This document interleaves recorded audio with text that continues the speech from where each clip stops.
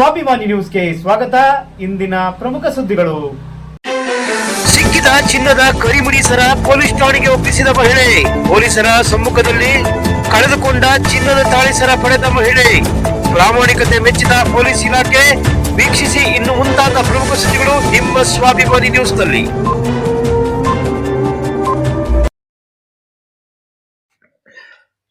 ತಮಗೆ ಸಿಕ್ಕಿದ ಚಿನ್ನದ ಕರಿಮಣಿ ಸರವನ್ನು ಮಹಿಳೆ ಪ್ರಾಮಾಣಿಕವಾಗಿ ಪೊಲೀಸ್ ಠಾಣೆಗೆ ನೀಡಿದ ಪ್ರಾಮಾಣಿಕತೆಗೆ ಸಾಗರ ಪೊಲೀಸ್ ಇಲಾಖೆ ಅಭಿನಂದನೆ ತಿಳಿಸಿದೆ. ಸಾಗರ ಡಿವೈಎಸ್ಪಿ ಡಾಕ್ಟರ್ ಬೆನಕ ಪ್ರಸಾದ್ ಪ್ರಾಮಾಣಿಕತೆ ಮೆರೆದ ನಯನ ಎಂಬ ಮಹಿಳೆಯ ಸಮ್ಮುಖದಲ್ಲೇ ಕರಿಮಣಿ ಸರ ಕಳೆದುಕೊಂಡ ಮಹಿಳೆಗೆ ಕರಿಮಣಿ ಸರ ಹಸ್ತಾಂತರಿಸಿದರು.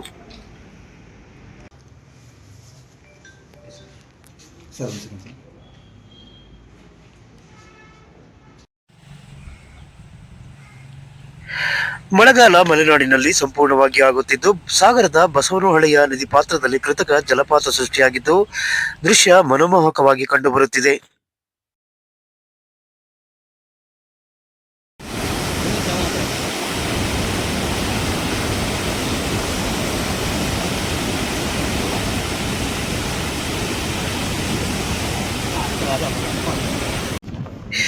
ಇತ್ತೀಚೆಗೆ ಲೋಕಾರ್ಪಣೆಗೊಂಡ ಅಂಬಾರಗೋಡು ಕಳಸವಳ್ಳಿಯ ಶರಾವತಿ ಸೇತುವೆ ಮೇಲೆ ಬೈಕ್ ವೀಲಿಂಗ್ ನಡೆಸಿದ ಯುವಕನಿಗೆ ಸಾಗರ ಗ್ರಾಮಾಂತರ ಪೊಲೀಸರು 5,000 ರೂಪಾಯಿಗಳ ದಂಡ ವಿಧಿಸಿ ಎಚ್ಚರಿಕೆ ನೀಡಿದ್ದಾರೆ.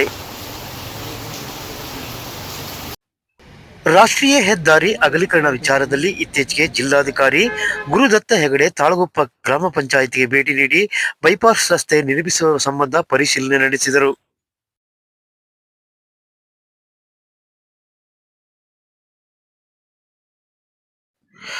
ಸೆಪ್ಟೆಂಬರ್ 12ರ ಬೆಳಗ್ಗೆ 11 ಗಂಟೆಯಿಂದ 13ರ ಬೆಳಗ್ಗೆ 11ರವರೆಗೆ ಅಹೋರಾತ್ರಿ ಅಖಂಡ ಭಜನಾ ಸ್ಪರ್ಧೆ ಹಮ್ಮಿಕೊಳ್ಳಲಾಗಿದೆ ಎಂದು ಕಾರ್ಯಕ್ರಮದ ಸಂಚಾಲಕರಾದ ಮಾಸ ನಂಜುಂಡಸ್ವಾಮಿ ಪತ್ರಿಕಾಗೋಷ್ಠಿಯಲ್ಲಿ ತಿಳಿಸಿದ್ದಾರೆ.